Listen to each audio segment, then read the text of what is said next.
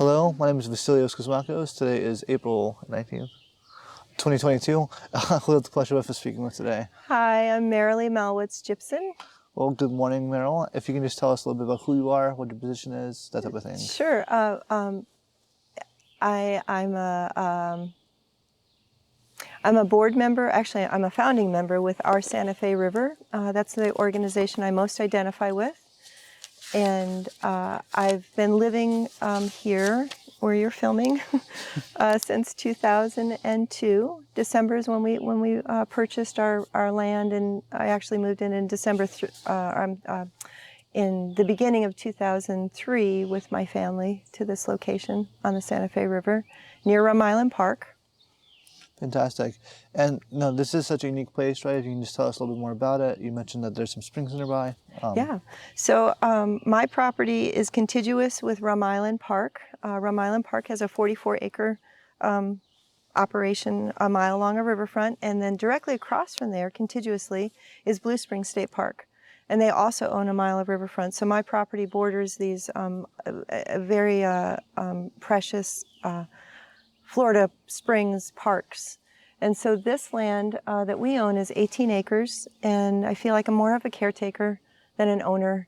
So I'm really trying to be careful about how I speak about the property that you're sitting on, because it's, you know, I'm only a human and I'm not going to live forever. So whatever I do to this property is important for the next generation. So I'm very sensitive to how much interaction I play in this space, because most of the interaction in this space is wildlife, deer, turkey, otters, gators. I got a gator down there that everybody's telling me about. I don't mess with it. I just don't walk in its territory. And it's getting bigger every day, but I'm sure the locals will take care of it. They usually do. So yeah, this is a space that my family and I homesteaded in a sense. I mean, we didn't really homestead, but there was a mobile home here before. When we moved in, there was one there. We moved into that, and then that mobile home had never been lived in. So the only other peoples that had lived here were actually some sort of indigenous tribe, whether it was Timucan or whether it was whatever the native peoples were here, because there wasn't any of that before we moved in. So kind of we did homestead it. Now it's been harvested for trees. It's one reason you don't see very large trees here.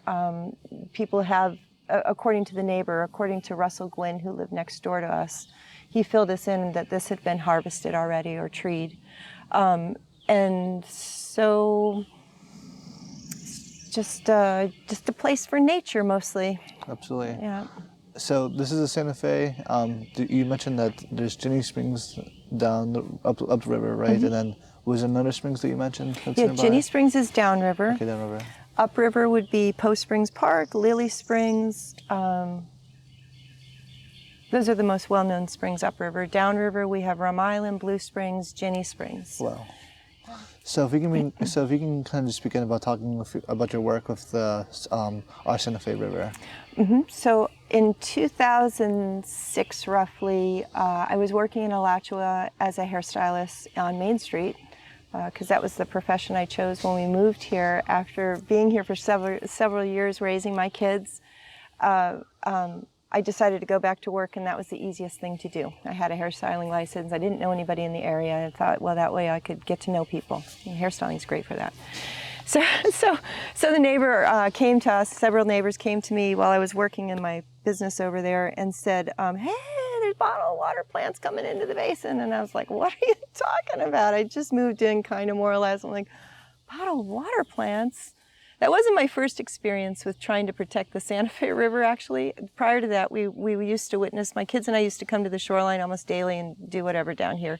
And we used to witness people spraying indiscriminately pesticides, or herbicides to take care of the plant matter that they felt potentially going to clog the river. And so my first phone call was to a neighbor down the river saying, who do I call about all this spraying? And then they pointed me in the direction of the Department of Environmental Protection and proceeded to tell me at that phone call that around here we call it don't expect protection. So that was the first experience I had with, like, okay, we're moving into a place that has rules and laws, but nobody's really abiding by them. So after that, then the neighbors came and said, hey, bottling plants, 4 of them. Over a period of time, we found out there were 4 that were going to be coming in. And so, as a community organizer, we got together as a team. There was about 11 of us that really had an interest in not allowing these bottling plants to come in. And then we started, as an organizer, I started encouraging our group to start reaching out to the public, because I knew that we couldn't handle this on our own. We'd be just a bunch of NIMBYs, and we were being classified as NIMBYs already. And I'm sorry, what year was this? That was in 2006. Okay. Or roughly, 2005-06. And so, so let's see, how does that work?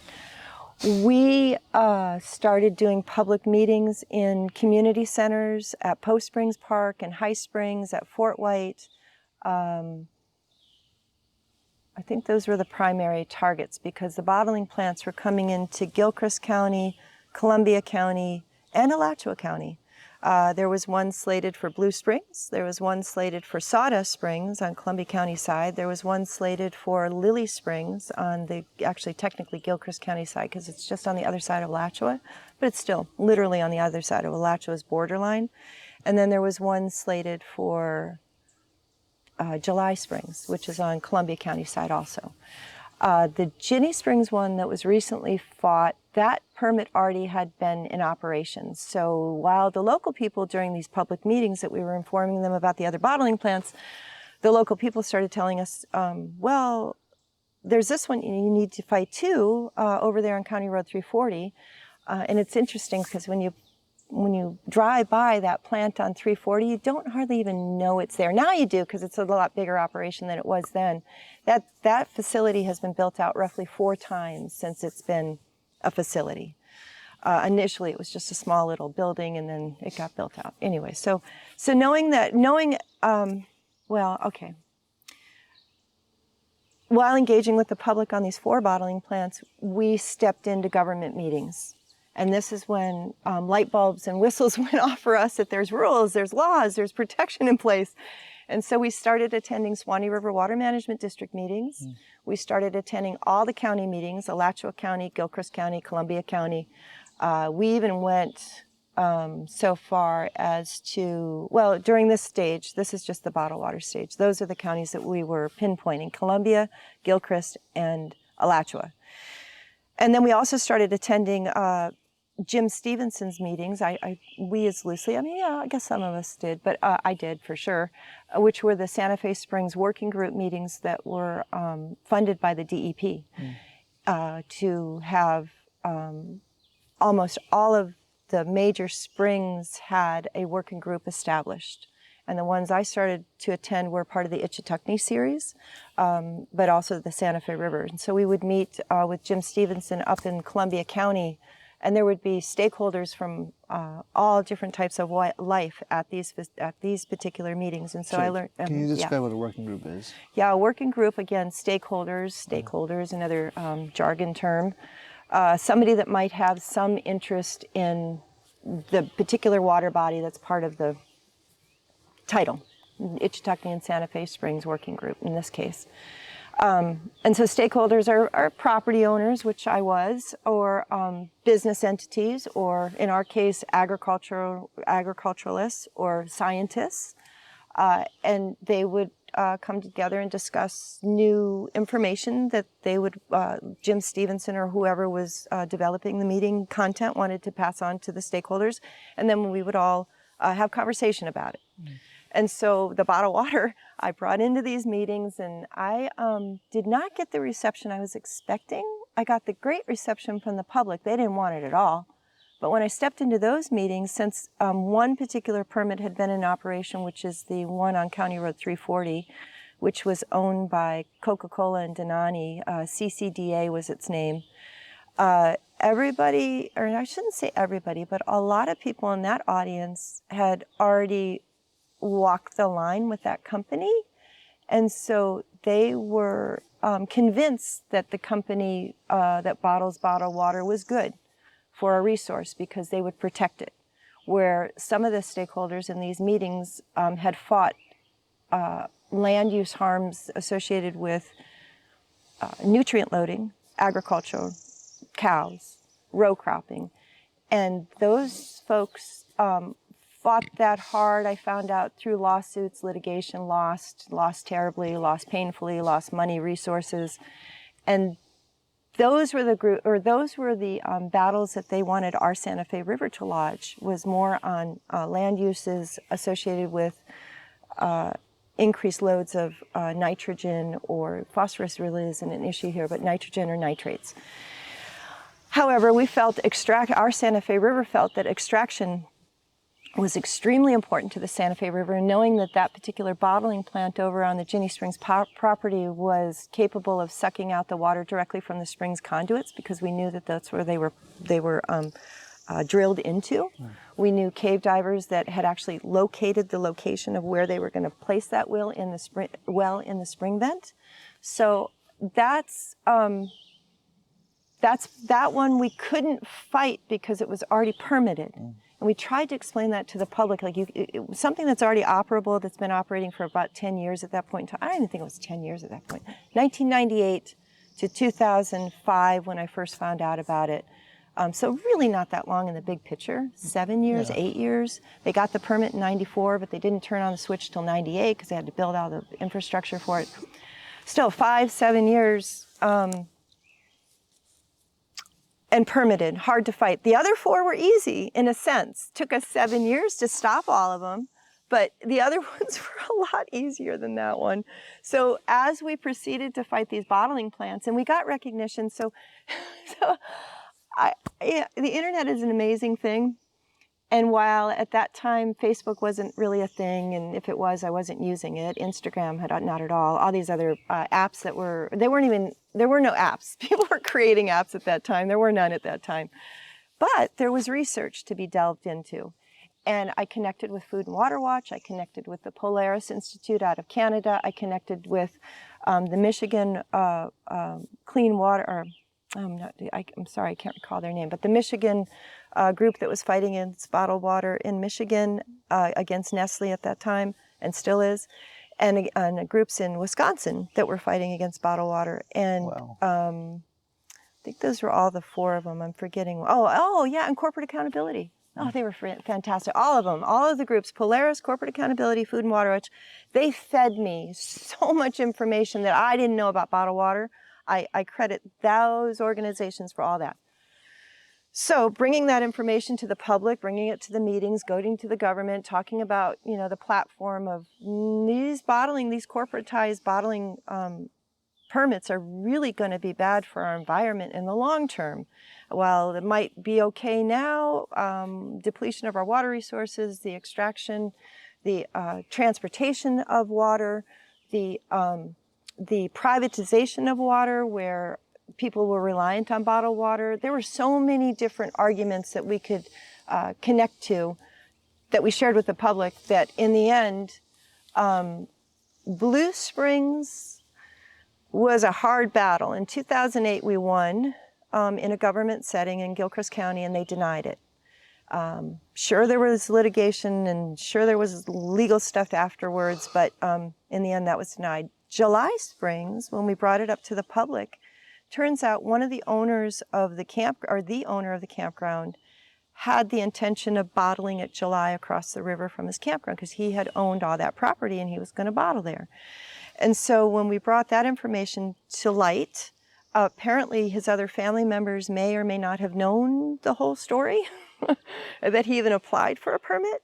So they stepped in, not us. The family members of Ginnie Springs stepped in and could have put a kibosh on it.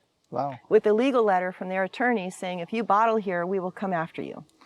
So I'm understanding, the family of the person that wanted to bottle said no. Yes. And this is the family, and this is the Ginnie Springs family. This is the Ginnie Springs family. Fascinating. There's a great letter. I have it because it's legal. I mean, it's legal and open record. Yeah. So fine. We really had no part of that other than bringing it to light. Mm-hmm. And then Lilly Springs took even longer. Lilly Springs was a long battle, but in the end, the way at least our Santa Fe River talks about that, the way that that was kiboshed was actually from the district. And they denied that permit. They denied it going through. It's one of the only permits from the district that's ever been denied, but there's some twist on that depending on how you read the record. To us, it was denied. Other people say it never even came to the table. They had problems and disputes with the landowner who owned the land, and that's why it was denied. But the district even recognized, along with all the other scientists, that that we were not in total agreement with in terms of bottled water, even they said, no one should be bottling that water at Lilly Springs. It's a brown water system. It's a surface water system. You shouldn't be bottling that. You'd end up creating reverse flows there, more so than already happens. So that was done. And then the other one was Sawdust Springs. Sawdust Springs, yeah, that's a... Sawdust Springs was not appetizing, right? Who wants to drink Sawdust Springs? So the man that owned that spring changed it to Santa Fe Springs bottling plant, or that was going to be his bottling plant.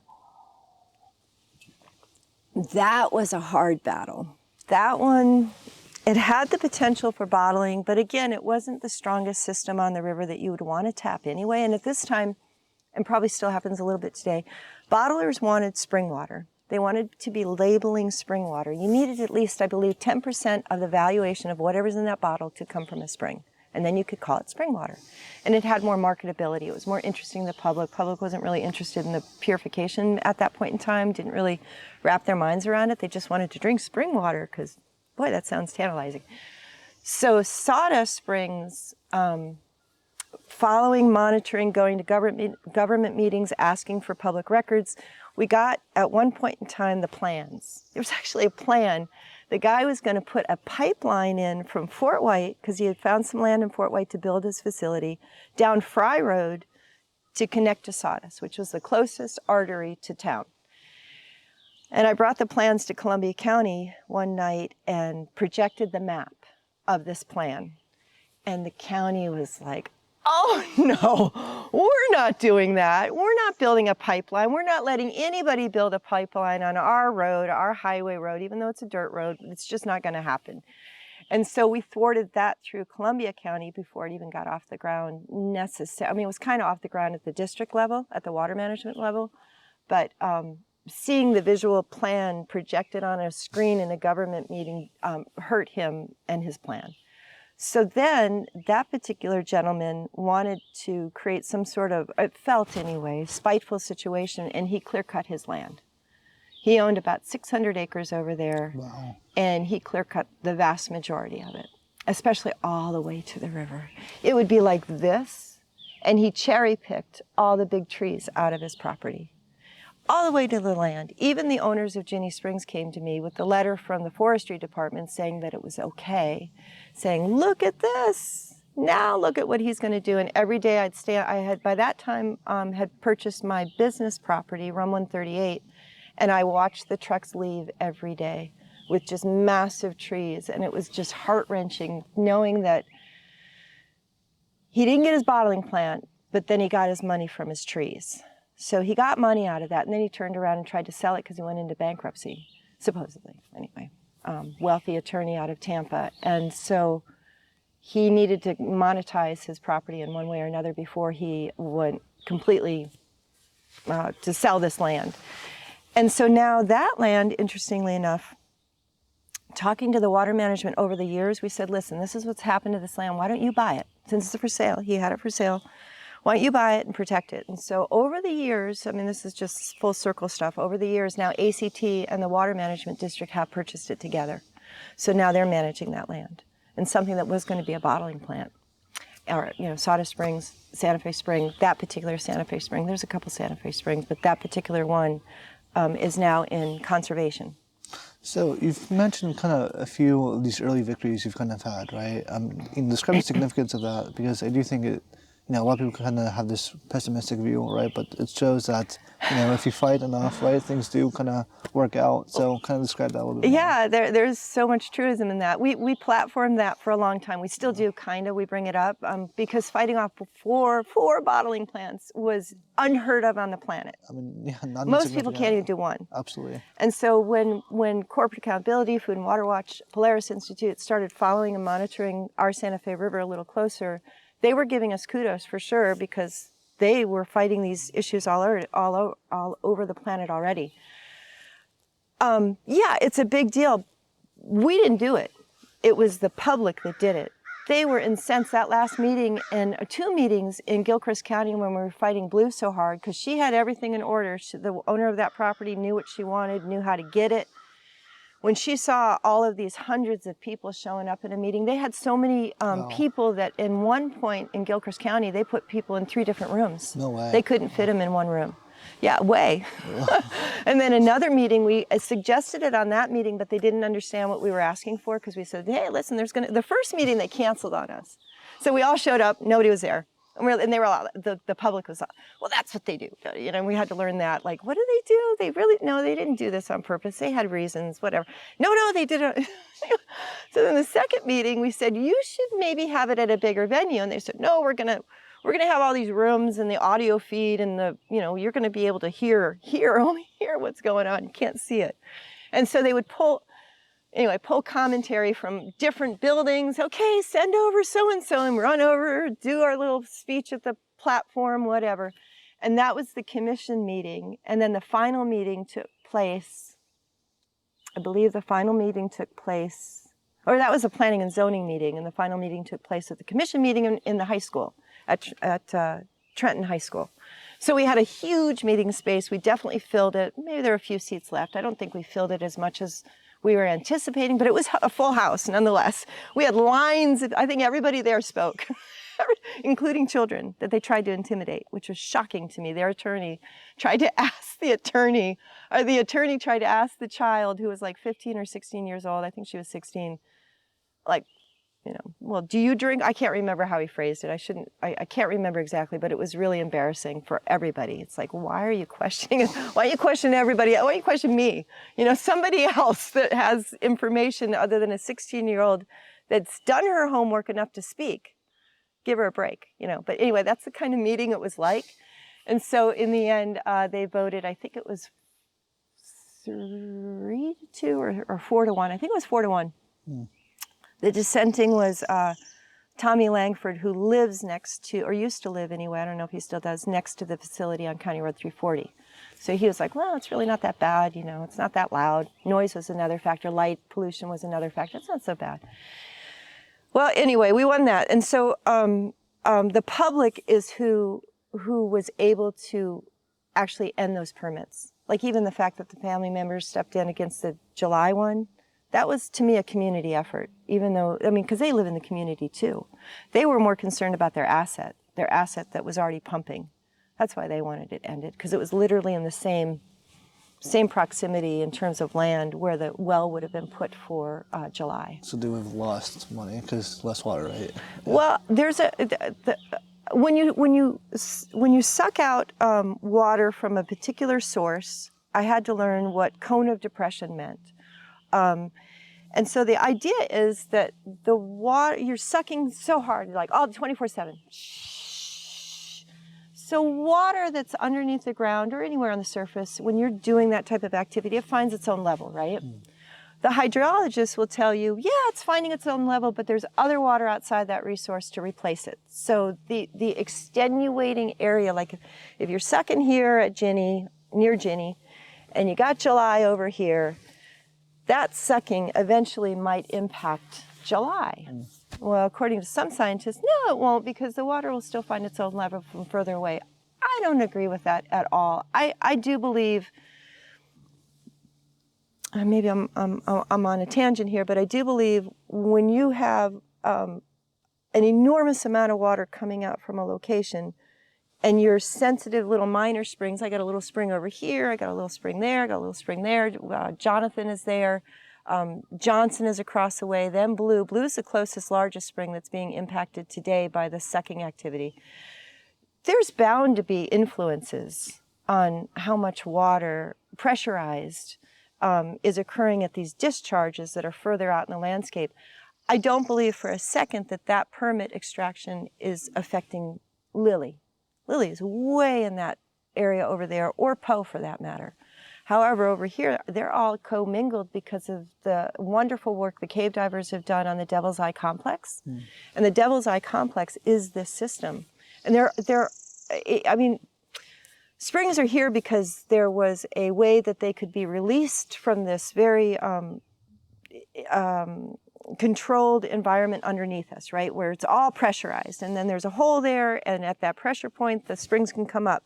But if we're reducing the pressure gradient so severely in that particular region of where the Devil's Eye Complex is located, then these ones that are further out, these springs that are further out, must have some sort of impact. And even when we see these, this is not a flood, folks. That's not a flood, but it's a higher water than what the new normal is. And that water right now is infiltrating into Rum Spring. And Rum Spring should be blue by now because it's really not so high. And we've seen it blue when it's been this type of level. The neighbors have. When you say blue, you mean clear? Yeah, okay. blue clear, okay. Sorry. Clear, let's call it clear, it makes more sense. But when you go over there to Rum today, it's not even popping out, not at all. And it's not just because of the yellow barrier that was placed there so swimmers can swim and boaters can't come in. The water flows underneath that crazy, trap in a sense that's put in front of the spring today. But something's going on hydrologically that's changing these springs that are located around the perimeter. In the last 5 weeks, Blue's browned out twice. Blue's a second magnitude spring. Big spring. Yeah, there's no reason during these minor flood events for that spring to be browning out, other than reduced flows. So, so I'm on a tangent, but the point is, fighting those particular bottled water operations, understanding the resource, engaging the public so that they can speak to it intelligently with some backup, because they have to find their own backup. I may throw out jargon terms or whatever, but they still got to come with their own reason at the podium when they speak to the county commissioners or when they speak to the government about why they want something or why they don't want something. So in terms of bottled water, yeah, it was a big fight put forward by the public. We facilitated it, our Santa Fe River. We gave them information, but then they did their own homework, I feel strongly, and it's their community, and they didn't want it, and they won. I mean, they won, not our group always. So I want to discuss why exactly you think these, what exactly made this movement successful? So you mentioned public a lot. Do you think it was an education? Was it an education thing that you guys did? Was it, what was the secret sauce, I guess? Yep, education. Education. Yep, okay. Absolutely, 100%. And how did you go about doing that? So describe the model that you used. Yeah, the model was public, constant engagement. And the model was we did have some printouts, so we would have a talking point printouts. I used email a lot at that point in time. I hardly ever do anymore in that respect. I use social media now, platforming. But just talking about what it is, why it matters, where this information came from, how is it important to use the information, kind of our playbook in a sense.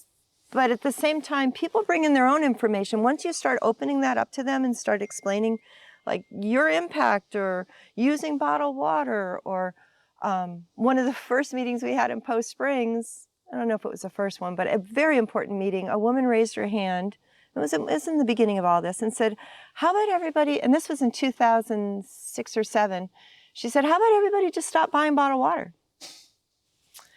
And we're like, and so that's such a great idea. How come people buy it anyway? And so at that time, we were like stymied. It's so funny to talk about it because we were stymied. We were like, wow, you're right. And that's those public activities when you have the Q&As and you've got a guest speaker, which we often had, that could speak intelligently to whatever. Those opportunities really gave credence to the educational component, because people could ask questions and get answers, straight answers, or the audience can also chime in. That audience did a lot of chiming in on that particular concept, and here we are fighting the big bottling the big suck on the Santa Fe River, using that very thing. Don't buy this stuff. Hashtag don't buy this stuff, because no one really needs to buy it. Yes, there's problems with people's water. We found out, for instance, Fort White, when I tried to get Fort White, the school, which was the most predominant player in that community, because they don't really have a grocery store. They have some businesses in that town, but very few. We wanted to go in and talk to the school about their water use and their consumption. They would not let us come in. They said, no, that's too controversial here. And I couldn't understand why. And this is, again, 2006, roughly. And I have found out that Fort White couldn't drink their water, still can't drink their water. So when I hear about Flint, Michigan, and other places like the Sioux Indians or the tribal places that can't drink their water because of their reservation issues and government and whatever that looks like, terrible situation, similar to Flint in a lot of ways. Yes, there's places that have terrible, lousy water that should be fixed. And the rub there is the more you allow proliferation of single-use plastic bottles of water, the less likely they're going to fix it. Because they say, oh, here's a pack of water. And you see those photographs, here's some water. When you have storms, I live in a storm-ridden place that sometimes when we have storms, we can't even get out, right? Because all the trees are falling all over the place. Electricity's down, things happen. So we package our water. We have a big container. We make sure it's all the water that we'll need for a week or two is in there. I have several big containers. We fill our bathtubs. We do the old-fashioned thing as far as like protecting ourselves when we have a storm. And for the life of me, I can't understand why communities don't get together and hand out those 5 or 6 or 10 gallon jugs of water and have a fill truck come in and fill your water with water that, like I was saying, and when Texas had their storms, I was asking Florida government, how come you're not transporting bulk water to these people? Why are you sending single-use plastic bottles of water? Not our government, but in terms of the national help to them when they didn't have water during the Houston problems. It's like, the International Bottled Water Association the IBWA has put almost like an earworm in our brain saying that your tap water's bad. Your tap water's bad.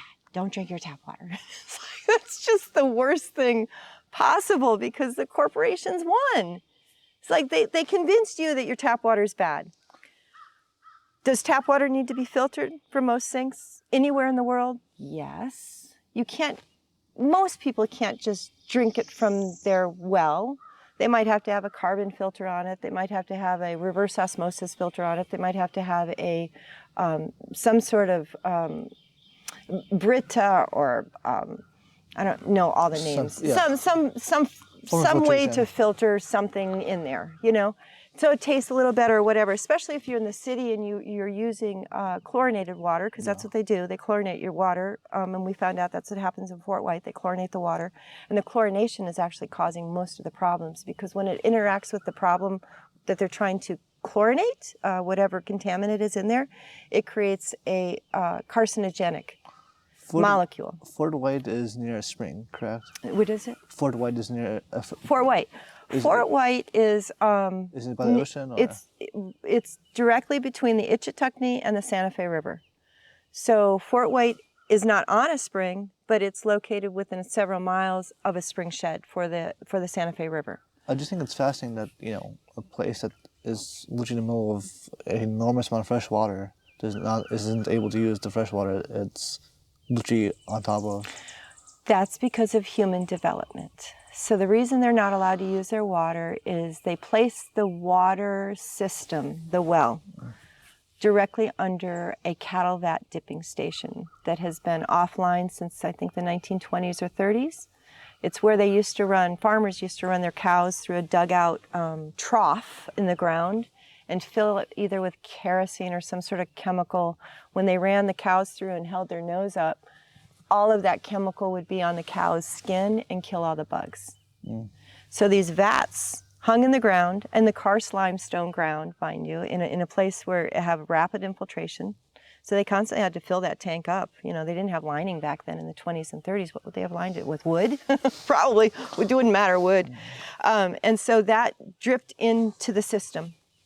Then the other thing they had was a gas leak right up the road, like within the same vicinity that they had tracked to monitor the flow of the water, that flowed directly to the water, and the gas tank had a breach, a leak. So that still continues to cause problems where it's located, and there's a facility there, and you can see it, there's a sign, and there's some tanks there, and supposedly they've got it controlled and contained in some way or structure under the ground that isn't affecting the water as much, but it still is. And then there's even a Superfund site down the road. I have questions about whether the Superfund site, which was like a turpentine or a paint spill, they test their water at that, the government tests the water there, and the story that I'm getting from the landowner is that he comes out clean every time. He doesn't have problems with the Superfund business anymore, but it's still a Superfund site. It's going to be designated that, just like the cattle dipping thing is always designated. It's always going to be on the map. It's never going to be removed. It's always going to be there. And then there's another biosolid application site in Fort White, but that one, that's a win, and I'll tell you about that later if we have time. So that actually came in after the problems Fort White was experiencing with the water supply contamination.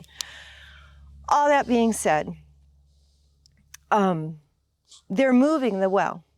So when Fort White High School said, no, you can't come in, we can't drink our water, they do have their own well now, from what I've been told, that the water comes into the school system at their own service. So they don't quite have the same problems that the city wells do. But the city well, sometimes you have photographs of this thing, and the water's just contaminated. Terrible. You would not want to drink it. And again, chlorination. But they're moving it. So now the Water Management District and the Columbia County and the Rural Water Association are all getting the funding together to move that well to a property that the Water Management District somehow has in their purview, where that whole contamination will be non-existent anymore once they move the well. And to move these wells, when you're talking about a municipality, you have to hook them up. So there's going to be build out of infrastructure that everybody's kind of dragging their feet with, because the minute you start digging into the soils around here, you have other issues that arise. So to build a well in the ground, because that's how the pipeline has to be fed, you don't place them on top of the ground ever. They're trying to figure out a way, the easiest way to connect and the most cost effectively to move that system somewhere else. So that's how they're going to resolve that city's problems. High Springs has their own problem. Oh, I forgot to tell you. All of these problems that I'm telling you about when you have water contamination, they are associated with rain conditions.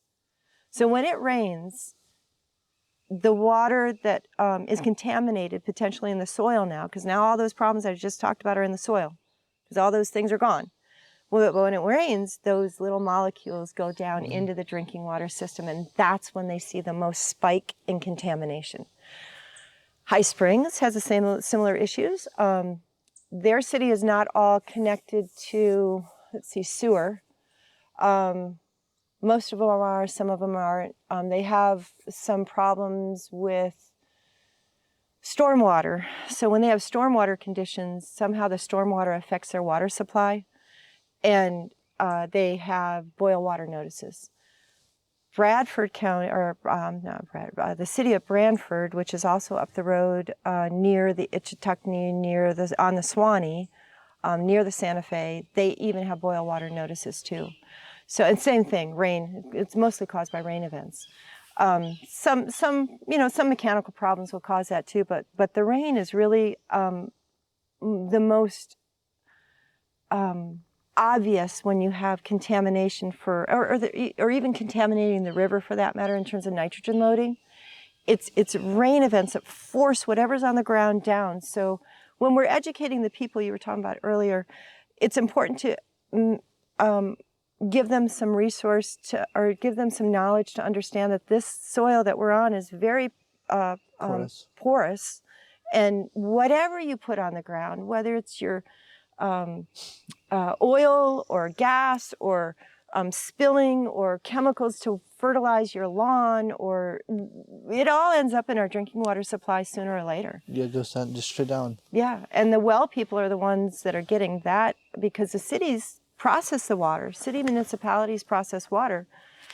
It's not a perfect situation, but they do. And well people, we're at the mercy, just like nature is. Nature and well users are at the same mercy as far as what the landowners do in the vicinity of where you live, if you have a well or if you have a spring or a river. So let's discuss that point a little bit more. So you've mentioned kind of this interconnectedness of all these bodies of water, right? Mm-hmm. You've mentioned how, I'm sorry, I forget the name of the springs, but how, there's been 2 brown events recently. You've mentioned how you have all this kind of, what it goes into one spring affects the other. So kind of describe that point a little bit more and describe why that is so significant for the people, not only in this area, but for the surrounding ones as well. Well, it's the difference between clean water and contaminated water. It's the difference between low flows and normal flows. It's the difference, how we use our water at our property, whether it's a business or residence or whatever that looks like on the surface. We're connected to it. We're connected by our land use. And it shows up in our waterways. It shows up in the studies. It shows up in dye trace studies that some of the scientists have done. So is that... Yeah, that's fine. Yeah. When you see a dye trace study, for instance, at I-75, they did dye trace studies when the community was fighting the Walmart that was supposed to go in behind the McDonald's, roughly near the Sunnies at I-75, the exit 399. They did some dye trace studies and some sinkholes that were in that vicinity, and that showed up 14 days later at Hornsby Springs. Wow. And that's south. That's kind of southeast-ish from Hornsby. But those are the storytellings that I think most people can wrap their heads around. That's a visual thing. They were doing some speakers, the people that were doing that. Karst Environmental Services was doing that type of dye trace studies. Pete Butt in Georgia, Georgia Schemitz, I believe is how you pronounce her last name. They were doing that good work as far as explaining to people how the connection between your land use and the opening vents in terms of a sinkhole or possibly a karst window where you have water at the bottom, or just the land itself in terms of what the soil matrix is underneath the land. When you start seeing that work as far as the connectivity, it's a visual. You can see it. You can see the whatever dye color they use. You can see it in the spring. You can monitor in the spring, and knowing that it only showed up 14 days. 14 days isn't a long time. It's not like thousands of years like everybody talks about. Oh, the water's thousands of years old. No, it's really not. It's like 14 days old. And I think that's a significant point because, that point just gets thrown around a lot. But, through the hydrologic cycle, it seems like forever, right? But what we do today impacts us, 3 weeks from now, right? And it's like you see these historic algae blooms on the West Coast and the East Coast. It's because what we do here affects over there. It's all part of one incredibly beautiful system, Yeah. Our humans have an immediate impact. And I think humans need to have a gentler footprint on everything we do, whether it's driving a vehicle or whether it's literally walking in the woods. Stay on a path. The minute you step off your path, you're damaging nature. And I think another very important point you mentioned was kind of almost the sins of our fathers, right? So what happened in the 1920s has a direct impact to our water quality now. Yeah. So, as a landowner, and you've mentioned this earlier, that, how careful you are about the trace you leave here, because whether you believe it or not, what you do today is going to affect 100 years from now, 200 years from now. And that's an important legacy to understand. It's such an important legacy. And to get off topic slightly, deforestation is our bane right now. When I watch these folks that are moving from coastal communities inland because they love coming to North Florida, it's so nice, everybody's so nice, and it's so cheap. They don't have the big, enormous taxes that they have in South Florida, so they're going to come up here and buy some land and build a house. And when I see this type of thing happening, they're clear-cutting everything. not only is that impacting the water resource, because if anybody understands hydrological connectivity to rainfall patterns, because you have less rain when you clear cut, right? You need this shade and this type of system to create rain, or not for us, but the nature needs it to create rain. And we need the rain. And then to watch folks just clear cut.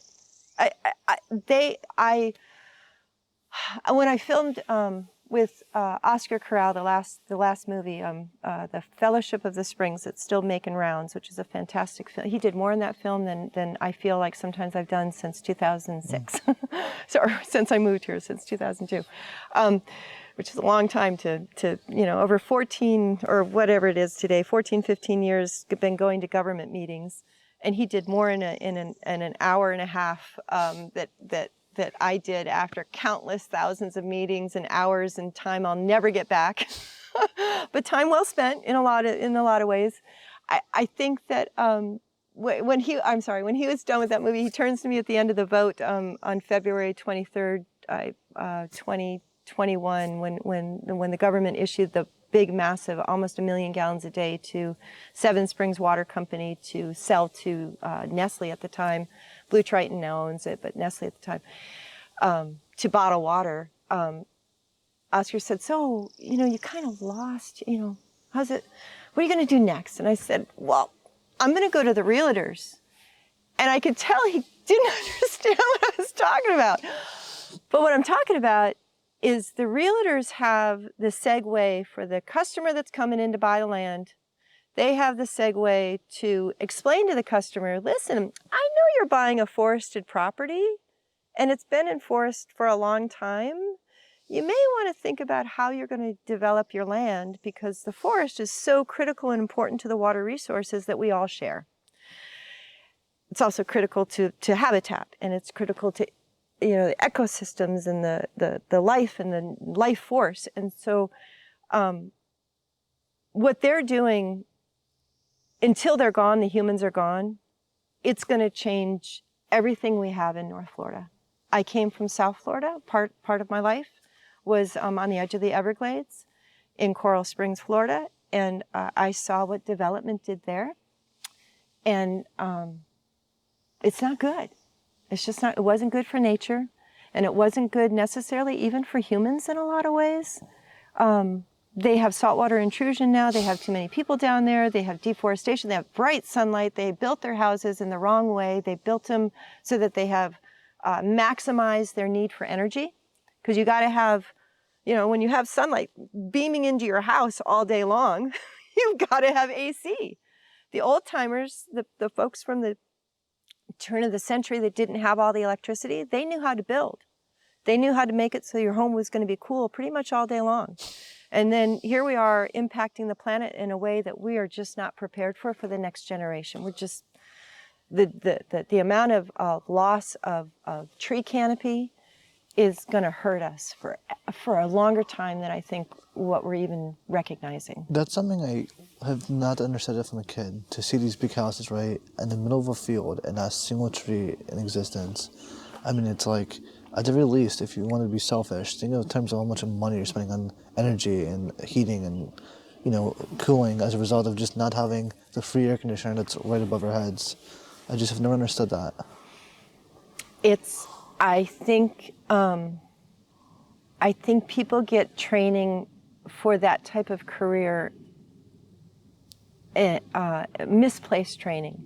I don't think careers in construction, real estate, development projects don't get the kind of information. And so I'm hoping our organization, teaming up with the Florida Springs Council, we've been invited to speak to one real estate group already. I've been kind of putting that on hold until I figure out how to carefully explain the information, because it's not about pointing fingers. It's about trying to disseminate information that has some value and content without having to shame people or, admonish them or throw the rule book at them or sue them. So working with realtors, I'm hoping that we can kind of share that information, because I think you're right. I don't understand how developers and contractors, construction people, build these structures that are not sustainable. That word sustainability, which kind of gets thrown around a lot right now, it's another jargon word, but it's not.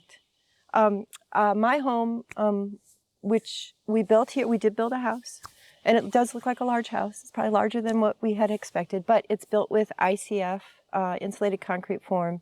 It's built with passive solar.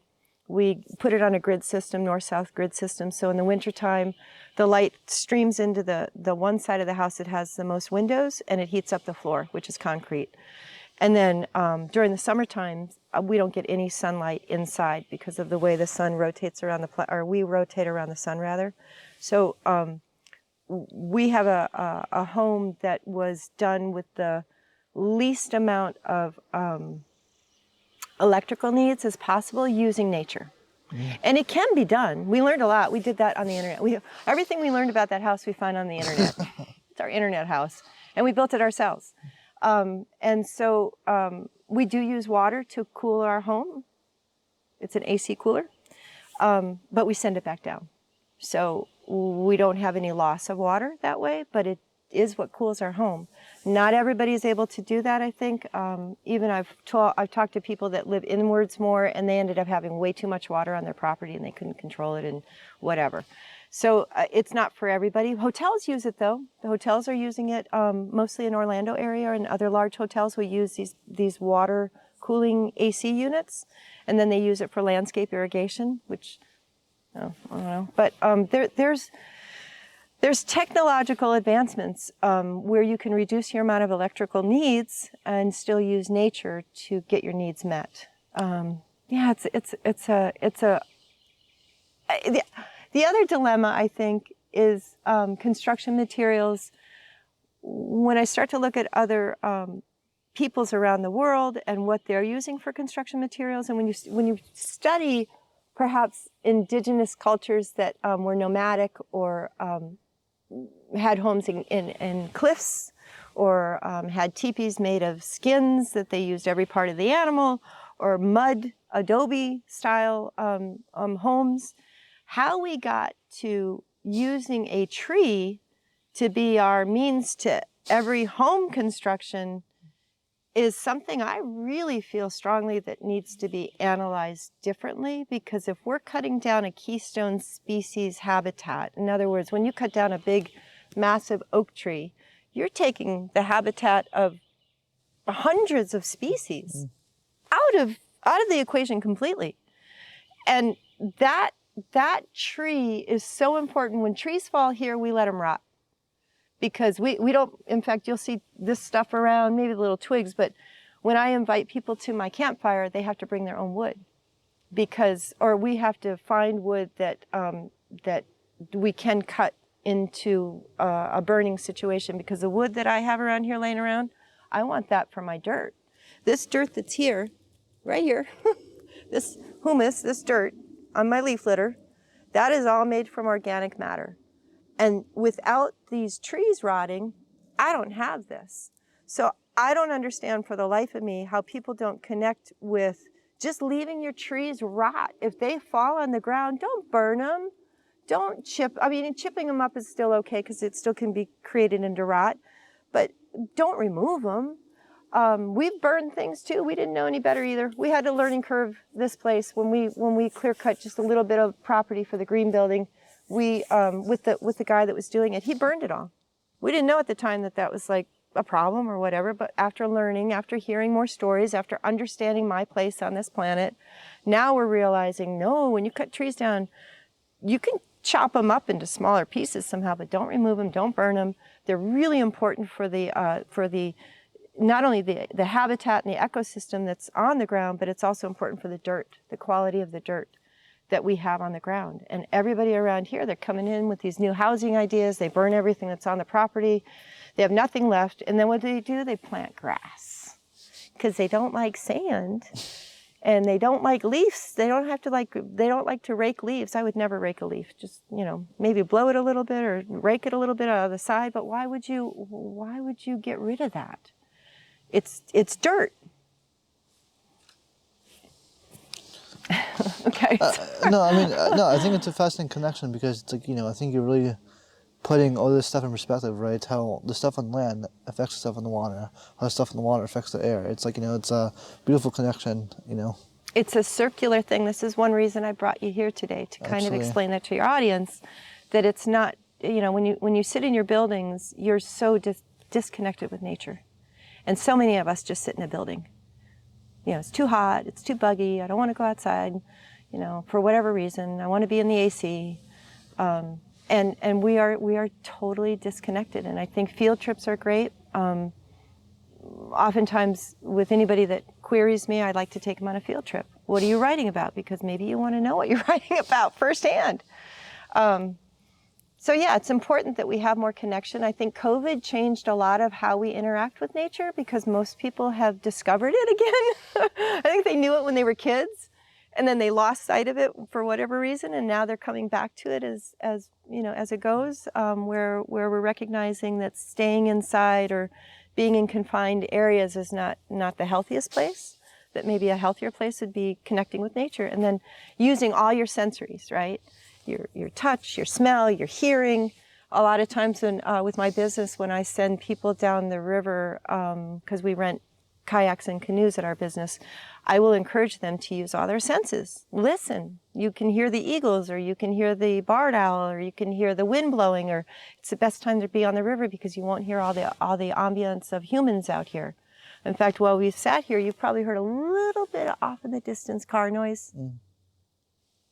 But it's almost an inaudible hum.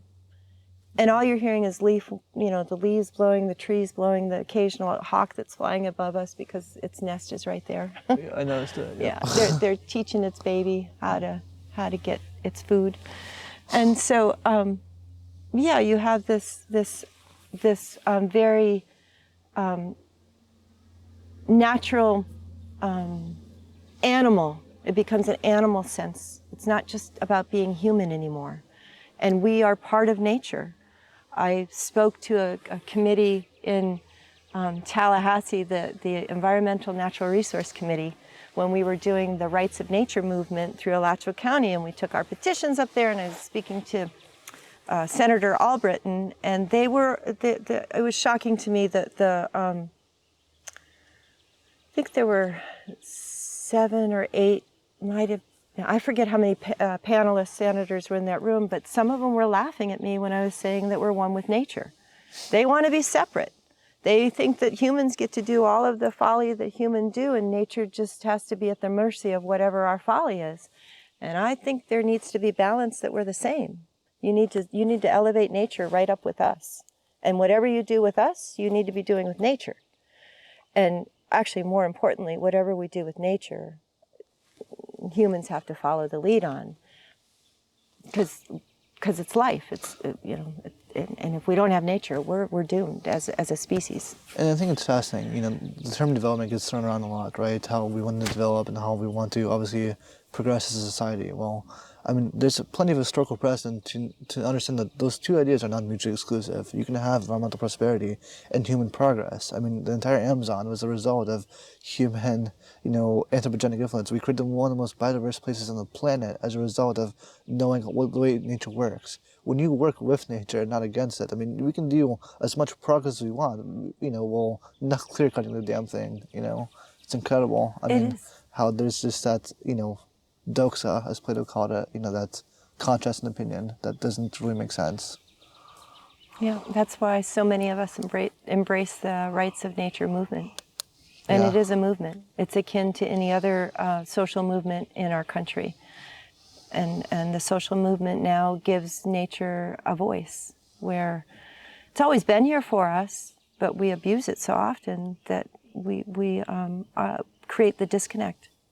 And we use it for our means and our gains instead of the next generation's means and gains, which is keeping it intact, because they're going to need it too. And we got to stop using trees the way that we use trees. It's one thing, silviculture. I get the silviculture concept. It's a farming operation. You're gonna grow trees and you're gonna harvest them, and the trees will be around for anywhere from 12 to 20 years, and you'll have habitat in there. And I get that in terms of an economic driver. What I don't get at this point in time in 2022 is that we need to be clear cutting any of this. The underbrush on people's properties or the canopy itself. The canopy and the underbrush are critical for wildlife corridors. Absolutely. And I guess kind of just circling back to your role as, you know, a representative of the San Fe River, you know, I guess, you know, how do we kind of continue, you know, educating people? How do we continue just, you know, keeping that pressure on that needs, you know, that needs to be kind of held? Yeah, well, I think what you're doing helps to educate people. I think media, I mean, you know, typical advertising, marketing, whatever, helps to educate people. I think the most important thing, at least that again, I just said this earlier, but I think the most important thing is field trips and taking people into nature so that they are not afraid of it. There's a wonderful short film that I saw on YouTube recently called the Eastern Pine Tree. I can't remember the full title, but the Eastern Pine Tree really opened my eyes up to how this North American continent got discovered by Europeans and why we are here and how that happened. It was all over the Eastern Pine Tree. They were trying to build masts for ships.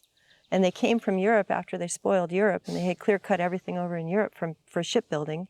And they came here and bounced along the shoreline and could see the eastern pines sticking out through the forest. But in order to get to the pine tree, they had to clear-cut everything to get to there. And then I found out, well, Europeans are kind of afraid of the forest. The big bad wolf, you know, the mushrooms that, you know, will kill you, or, you know, oh, going into the woods, it's so dark and scary. When the reality is, it's really not. You know, that's where witches are, and that's where Goblins and yeah, the goblins. It's not scary. It's nature, and it's wonderful to observe it. You don't have to be sitting on top of it or destroying it to observe it. Let that snake pass by. I can't tell you how many snakes have come in my space and passed by me. I love it when that happens. Or spiders. Or, you know, I don't like getting ticks on me either, but, you know, I'm not going to be afraid to go in the woods because the tick might get on me. It's not going to hold me back. But I do observe it from afar, and I do respect and give nature as much space as I possibly can without harming it. I do like to observe it in its own state. Without me, you know, hey, here's a snake, pick it up and show it to everybody. No, just let it go on, you know, let it move on. It's only trying to get away from you. It's not really wanting you. Same with the gators. I love talking about gators because they're so amazing reptiles. They're fascinating to observe from a distance. You don't want to get close to it. And I think that's the critical thing, is getting people in nature to even understand how to be at one with it and not be afraid of it. That it's not the boogeyman. It's actually something that is your lifeline, your support system for living on the planet. Did you have any questions, Georgia? I thought it was incredible that you opened up this space for us. Thank you. It's a little overwhelming when you sit and and sit and just observe. Sometimes I just come down here and just sit. And I guess the final question I'll ask you is, to anybody that's listening, right, any final thoughts, any kind of words of wisdom?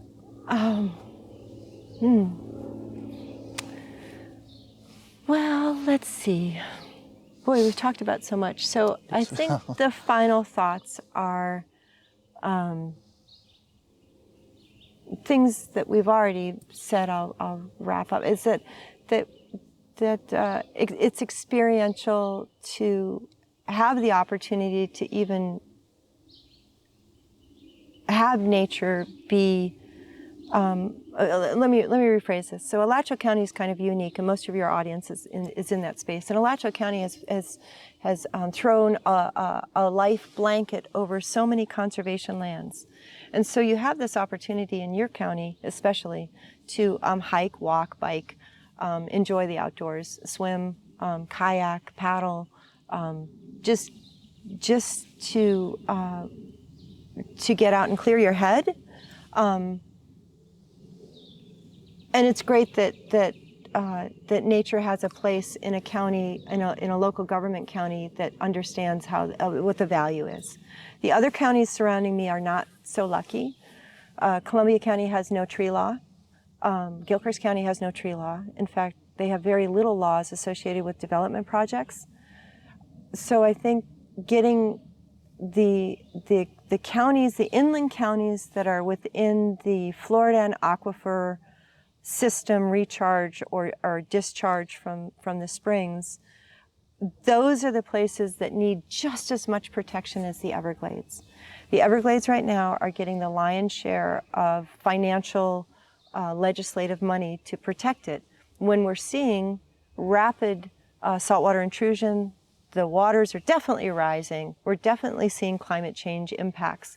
And so in North Florida, the thing I'd like to leave your audience with, this is like almost the final frontier.